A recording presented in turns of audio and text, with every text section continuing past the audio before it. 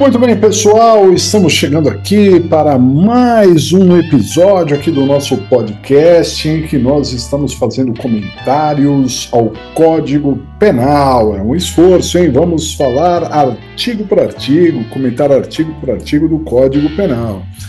E hoje nós vamos falar sobre o artigo 3º do Código Penal, lei excepcional ou temporária.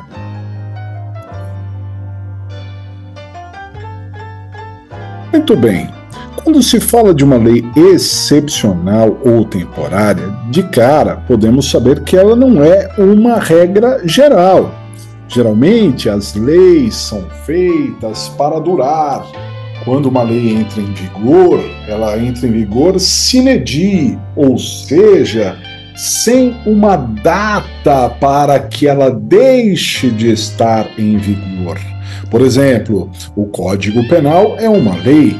Quando é que o Código Penal será revogado? Não temos essa base. Pode ser que um dia venha um novo código que revogue o código atual. Mas enquanto não vier uma lei revogadora, a lei permanece em vigor. Isso não acontece com a lei excepcional ou com a lei temporária. Quando se trata de uma lei excepcional, nós temos uma lei que é aplicada por uma questão excepcional, ou seja, algo que esteja trazendo uma excepcionalidade à sociedade de uma maneira geral. Então, nós sempre falávamos disso, há tanto tempo, e falávamos da possibilidade de uma epidemia, antes que realmente fôssemos colhidos por uma epidemia que marcou todas as nossas vidas, principalmente nos anos de 2020 e 2021. Pois bem, numa situação de excepcionalidade da sociedade, como é a questão de uma epidemia, mas que poderiam ser guerras, poderiam ser revoluções, cataclismas, questões criadas pelo próprio homem ou pela natureza, o Estado ele tem que promover leis para tentar superar essa excepcionalidade, esse momento em que a sociedade passa pela excepcionalidade. E essas leis, elas vêm em vários setores, no setor civil, administrativo, tributário, trabalhista, por que não nos aspectos criminais? Então, o legislador ele pode criar um crime para vigir apenas no momento da excepcionalidade. Quando a excepcionalidade se for, quando a pandemia deixar de ser uma pandemia, a lei deixará de estar em vigor. O mesmo se aplica à lei temporária. Pode muito bem o legislador criar uma lei para durar por um certo período de tempo, Nós tivemos, por exemplo, em 2016, aqui no Brasil, as Olimpíadas sediadas no Rio de Janeiro. E nós tivemos, pessoal, a lei das Olimpíadas. E a lei das Olimpíadas, elas trouxeram lá muitas regras, e dentre as regras criminais.